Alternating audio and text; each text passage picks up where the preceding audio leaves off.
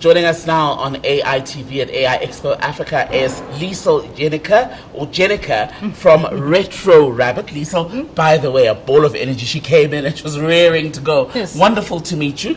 Speak to us about Retro Rabbit and the work that you do. Sure, no problem. So Retro Rabbit is an engineering and design consulting business. We've been in business for 22 years, delivering solutions for South African businesses, primarily in the enterprise space. 22 years.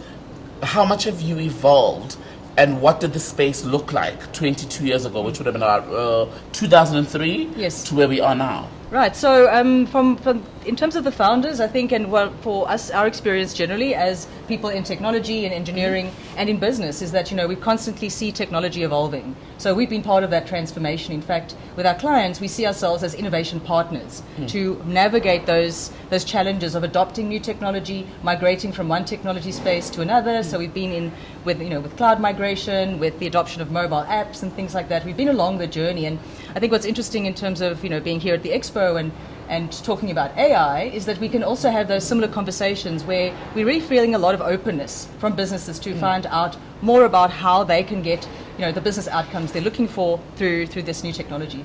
And an event like AI Expo Africa, Lisle, am I right, is important, especially for an organization that's been around for almost 2.5 decades, Yes. to also be able to keep up Exactly. and stay ahead Yes. of the competitors. Yes, no. Look, I mean, we've got, as innovation partners, one of our responsibilities is as in almost advisory capacity. So we ourselves definitely have to stay ahead of trends. So it makes life very interesting when technology is moving at this pace. It's really kind of astronomical, right? So we have our own innovation team that is constantly working to test new pieces of the technology and discover how exactly would fit into the enterprise space, as well as every looking around and finding out what other cool things people are up to. You mentioned how quickly things are evolving. How would you describe that? And at the moment, where are you seeing the greatest, perhaps, windows of opportunity?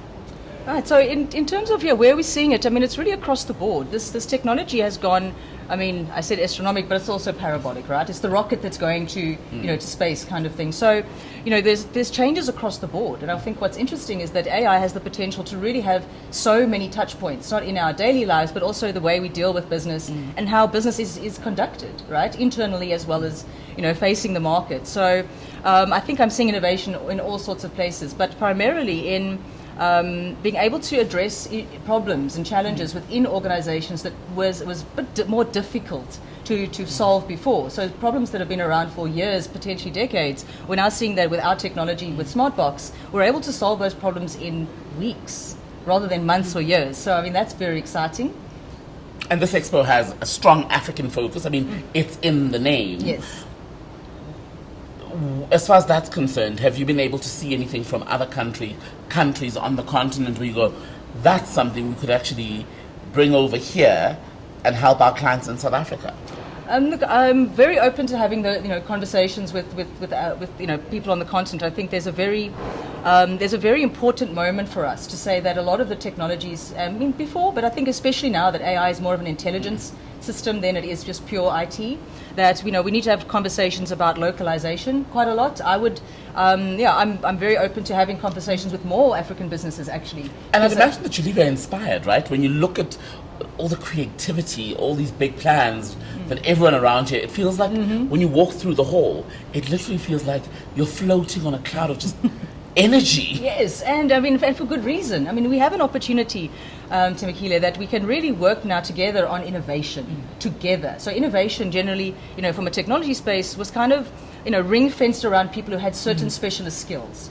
Now with AI, we can generalize those skills a bit more and really talk about what it is I think we want as South Africans, as Africans, what it means to solve problems here locally, and how we can manage the technology in a way that doesn't make it generic but makes it specific and special to us. I like what you said, sorry to cut you off, I like what you said about not just specialist skills but generalized skills, Yes. because that, am I right, also then could help or be one of the solutions to our unemployment problems in South Africa, for instance? The potential is huge. So when you're walking through the halls and talking to people, it's that understanding. I think it's that insight that's driving a lot of people's joy. That's something else I'm seeing at the Expo is there's a lot of good, happy feelings, right? Both from people we're talking to and other vendors at the event, is that there is an optimism in the air that says we're at an inflection point that is going to make a lot of change. But being able to direct that change is where the actual fun starts, right? Where the super interesting solutions come from, is that we can look at things differently. We can start to say, you know what, a lot of barriers have just shifted, they've just dissolved.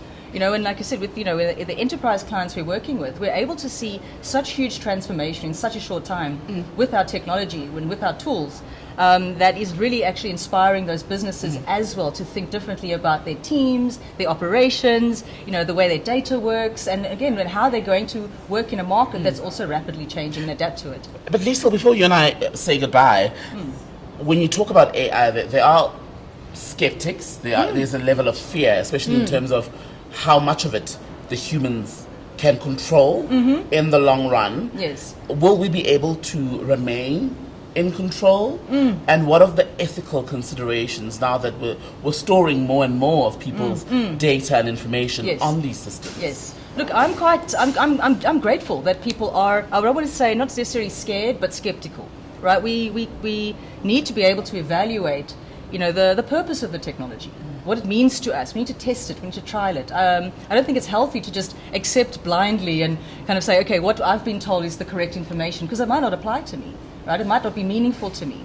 And in terms of, there's also an opportunity, and I speak to people a lot about this, is that, we have to decide what we want, right? And that's the only way that we're going to even, slightly adjust the destinies that have been discussed for us as, as a community, as leaders, and etc. Right? Is to say what is my objective? What are my values, right? When it comes to AI, what is my ambition when it comes to AI? It doesn't have to be kind of an off-the-shelf idea that we see in the marketplace, right? There's a lot of hype. There's a lot of hype, but it is actually starting to say, you know what?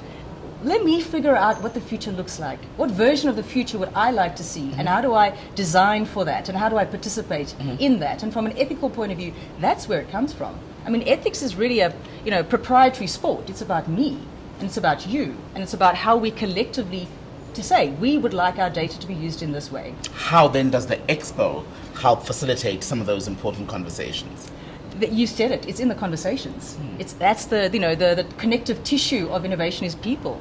And the idea that AI exploded because of language models, that is also communication, right? It's words, and us exchanging words, we're at the same time exchanging ideas.